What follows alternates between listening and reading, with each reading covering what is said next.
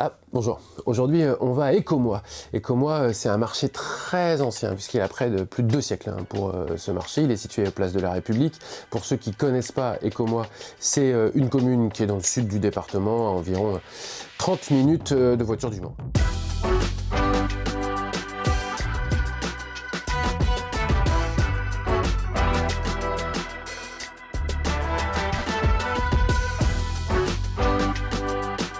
J'ai rencontré Alexis Foucret, il est producteur de champignons en cave installé sur Maillé. Il a toujours été passionné par les champignons, Alexis. Après une première carrière dans la vente de véhicules, dans la vente automobile, il a décidé de sauter le pas en créant Fungifa. Alors pourquoi cette passion pour les champignons? Réponse avec Alexis. Je crois qu'on ne sait pas grand-chose des champignons, oui, c'est vrai. Alors que si on revient à la genèse, s'il n'y avait pas les champignons, on ne serait pas là. Déjà, rien que dire ça. Et puis aujourd'hui, on s'aperçoit qu'ils peuvent avoir un apport pour l'alimentation, mais aussi pour la santé. Ils ont des connexions avec les arbres qu'on n'a pas compris. Ouais, non, je suis très curieux, donc c'est vraiment ce côté-là aussi du champignon qui me plaît. On parle souvent d'ailleurs là du microbiote, le deuxième cerveau, l'estomac, et on prend des probiotiques. Ah Là, le souci, c'est qu'on va en avoir pour 10 minutes. Ah ouais? C'est horrible. Bon, on va couper pendant les cloches et après on reprend. Bon Alexis, les cloches se sont arrêtées, on peut reprendre tranquillement notre entretien. Donc on parlait effectivement des bienfaits des champignons et notamment de toute la tendance qu'il peut y avoir actuellement sur le deuxième cerveau, le microbiote. Et en fait on est un peu en train de muter comme ça sur les champignons, c'est-à-dire là où c'était un aliment essentiellement utilisé peut-être pour la cuisine, aujourd'hui on l'utilise dans le bien-être. Aujourd'hui on a découvert qu'il y a beaucoup de champignons avec certaines propriétés. On a des champignons aujourd'hui qui peuvent accompagner les gens, par exemple, qui ont Alzheimer. On peut accompagner des gens qui ont des problèmes gastriques, on peut avoir des problèmes de tension, des problèmes de cholestérol. Donc aujourd'hui, on a identifié dans les champignons des molécules qui peuvent nous aider dans le côté santé, effectivement. Donc là, aujourd'hui, sur le shiitake, pleurote, c'est peut-être encore des champignons de cuisine, ça plutôt. Alors, on va dire plutôt pleurote, grise, jaune, les brins de Paris. Tout ça, ce sont des champignons, on va dire, plutôt... Ça, c'est beau, hein. Ouais, pour la cuisine. Ouais, surtout que c'est un goût différent de la grise. Faut pas hésiter à essayer un jour. Le shiitake, lui, c'est le deuxième champignon le plus consommé dans le monde, mais c'est un champignon qui a de nombreuses vertus. On peut réduire un petit peu son cholestérol, on peut régler un petit peu sa tension, on peut brûler les graisses abdominales. Donc c'est un champignon qui est entre les deux, je dirais. Il a des très bonnes propriétés culinaires, mais en même temps, il a des vertus pour la santé.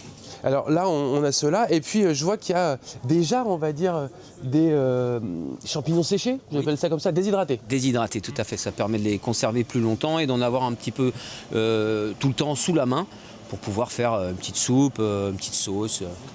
Et justement, vous me disiez, Alexis, pendant qu'on se parlait et que les cloches sonnaient, que c'est une sorte de diversification de votre activité. Justement, vous êtes en train de faire pousser d'autres types de champignons pour pouvoir proposer des déshydratés? C'est ça, tout à fait. Je voudrais proposer une gamme de sachets avec des champignons en poudre, peut-être certains mélangés.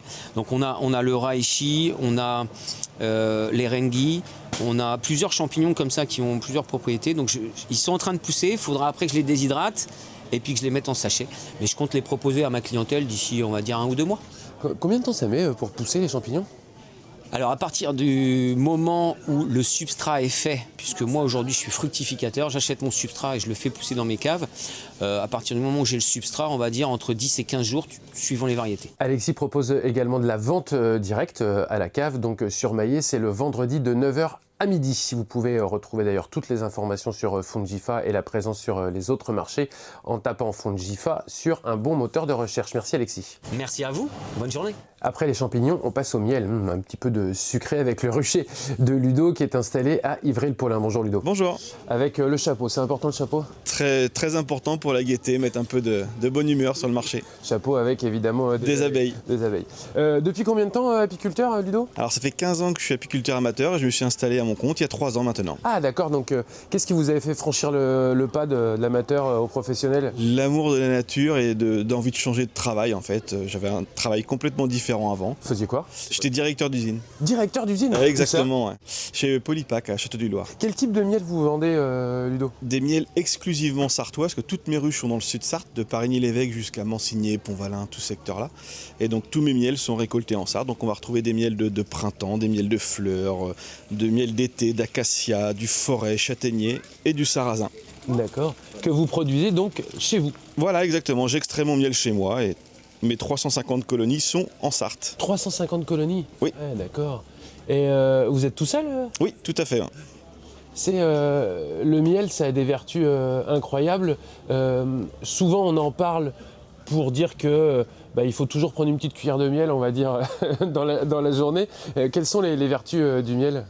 Ça va avoir des effets apaisants, aseptisants, ça va permettre de soigner les maux de gorge, de faire plaisir aussi, parce qu'il y a tellement de goûts différents, des choses sympas. Mais le miel, c'est vraiment qu'une partie des produits de la ruche, en fait. Oui. On va retrouver la propolis, la gelée royale, voilà, ces petites choses-là qui sont très importantes. On les voit ici. C'est bon pour la mémoire, notamment, non? Ça peut aider aussi, oui, tout à fait. La gelée royale, moi, ma mère, elle me disait souvent qu'avant le bac, il fallait que je prenne de la gelée royale. Oui, c'est vrai, de faire une petite cure, ouais. Pour ça. Ok, et donc, on a même de la mousse. Oui, des petites spécialités pour revaloriser le miel différemment et faire des petits plaisirs comme ça pour cuisiner, pour des gourmandises aussi avec le caramiel, voilà. Jeudi matin, mardi matin avec moi, jeudi matin au lieu de samedi matin à changer. Ouais. Est-ce qu'on peut venir vous voir aussi à Ivray-le-Pont? Alors je fais pas de vente à domicile, pas pour l'instant, donc j'ai en projet d'avoir un bâtiment là d'ici 2026-2027, où j'aurai une petite boutique aussi certainement. Bon, quel est votre miel préféré, vous Moi c'est le sarrasin et le châtaignier, c'est mes deux miels de caractère qui sont sympas. Pour quelle raison? Parce que j'aime les choses de caractère. Je bois beaucoup de café et je pense que quand on boit du café, on aime les miels de caractère. Les gens qui boivent du thé vont aimer les miels un peu plus doux, comme l'acacia, etc. Toutes les infos sur le rucher de Ludo sont sur son site internet qui s'affiche à l'écran. Avec moi, il y a quelqu'un que j'aime beaucoup aussi, c'est Nadine. Elle tient la librairie L'Âme du 5. Alors c'est une librairie parce qu'elle est férue évidemment de littérature, mais elle a un très bon rayon aussi également papeterie. Puis elle a une activité très soutenue avec les scolaires et depuis une dizaine d'années, elle a également un rayon bien-être avec la vente de minéraux et d'ouvrages liés au bien-être. Et croyez-moi, tenir une librairie dans un milieu rural, c'est pas forcément évident. C'est un métier de passion, il y a toujours une volonté de toujours faire mieux et de répondre au mieux à l'attente des clients. On essaie au maximum d'être partenaire avec les écoles, les collèges, les bibliothèques aussi, parce que mine de rien, ça draine beaucoup de librairies. Après, on a Écomois, c'est une commune où il y a encore pas mal de commerçants, même si effectivement il y a une très très grosse grande surface. Et puis quand on arrive maintenant, on va avoir 3 grandes surfaces. On va se dire mince. Qu'est-ce qu'il y a dans le bourg? Si, le bourg reste extrêmement vivant avec des lunetiers, des vêtements, des chaussures, des fleurs, librairies. Oui, on fait partie des commerces qui peuvent disparaître dans les petites communes, mais nous, on continue à vivre. Donc comme quoi, il y a du potentiel. Comme Nadine est libraire et qu'elle lit beaucoup, je vais demander un petit coup de cœur sur ce qu'elle a lu récemment. Alors, il y a plusieurs choses qui sont très intéressantes.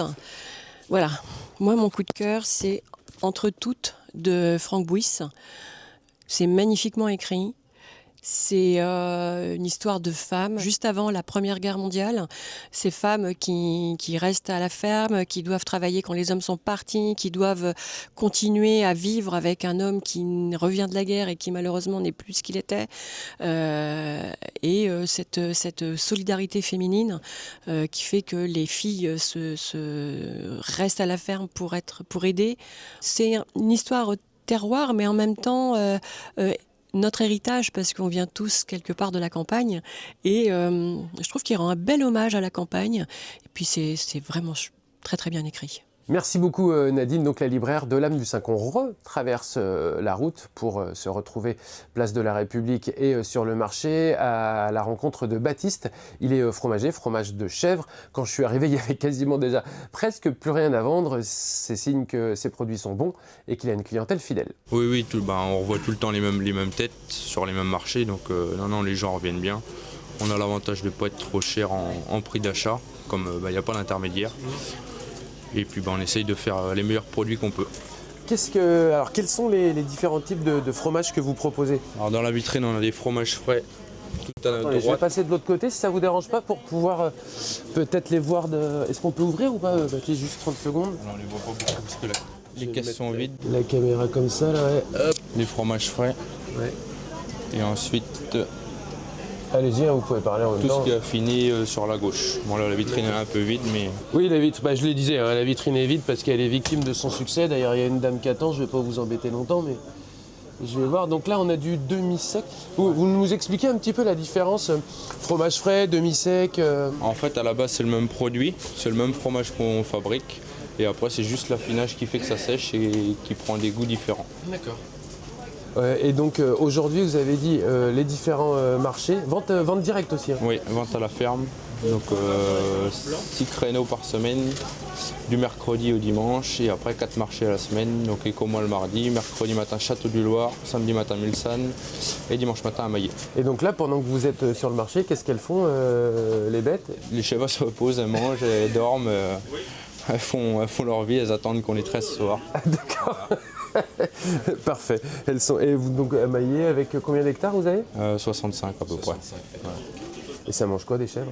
De l'herbe, de la luzerne, après un peu de céréales pour la production, mais principalement de l'herbe. C'est facile là, d'entretien les chèvres? C'est facile, c'est juste fragile. Pas d'humidité, des écarts de température c'est compliqué. En fromagerie c'est pareil, c'est compliqué les écarts de température. Après on s'adapte, on fait ce qu'il faut pour pas être trop embêté. Merci à Alexis, Ludo, Nadine et Baptiste de nous avoir reçus. Les marchés Écomois, c'est donc tous les mardis matins. N'hésitez pas à aller y faire un tour. Salut.